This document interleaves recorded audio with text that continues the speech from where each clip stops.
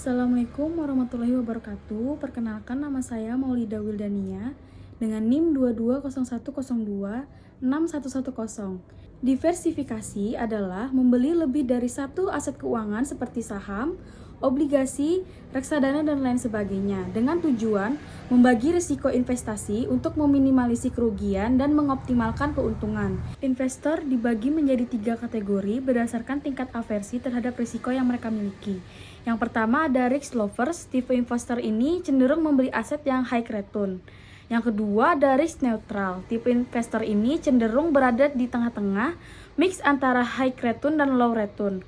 Lalu yang ketiga ada risk averse. Tipe investor ini cenderung menghindari high return dan lebih memilih low return.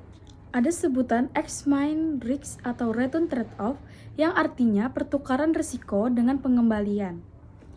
Perlu diingat bahwa low risk sama dengan low return, high risk sama dengan high return.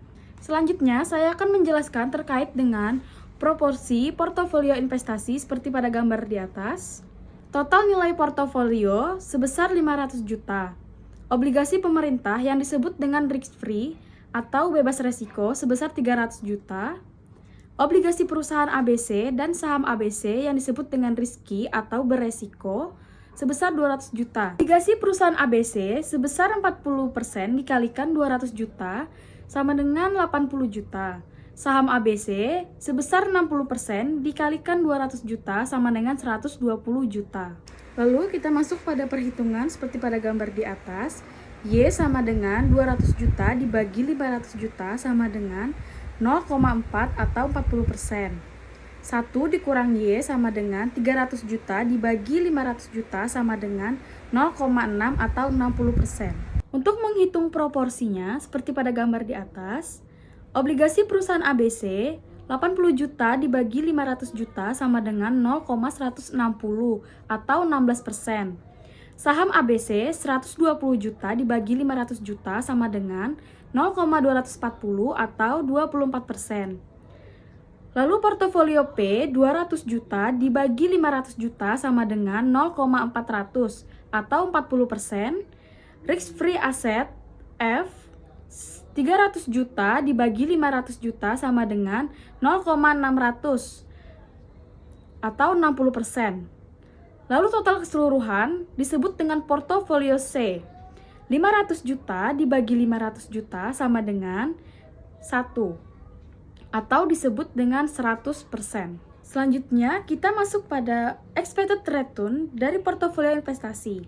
C adalah expected return of combined portfolio. Yang rumusnya Y dikali IRP ditambah 1 dikurang Y dikali RF sama dengan 0,4 dikali 0,18 adalah 0,072 ditambah 0,6 dikali 0,08 adalah 0,048. 0,072 ditambah 0,048 sama dengan 0,12 atau 12%. Lalu kita masuk pada grafik capital allocation line atau CAL. Pada garis expected return, terdapat titik return of risk-free asset sebesar 8% dan terdapat titik expected return of portfolio sebesar 18%. Lalu, titik SP bertemu dengan titik IRP yang artinya pertemuan antara titik risiko tinggi dengan titik pengembalian yang diharapkan tinggi yang dimana membentuk titik pertemuan yaitu titik P. Titik P ini adalah portofolio yang merupakan sekumpulan aset-aset yang beresiko. Lalu, titik SRF bertemu dengan titik RF di mana SRF bernilai 0 karena merupakan risk free. Risk free ini adalah bebas risiko. Pertemuan titik ini merupakan pertemuan antara titik risiko rendah dengan pengembalian yang diharapkan rendah. Dari titik RF terdapat garis yang ditarik dari bawah ke atas dengan melalui titik P yang disebut dengan garis CAL. Semakin ke bawah, maka risiko yang rendah akan mendapat pengembalian yang rendah juga. Begitupun sebaliknya, semakin ke atas, maka Risiko yang tinggi akan mendapatkan pengembalian yang tinggi juga. Pada garis CAL ini, terdapat titik Y sebesar 0,5 di antara titik RF dan titik P, dan titik Y sebesar 1,25 setelah titik P.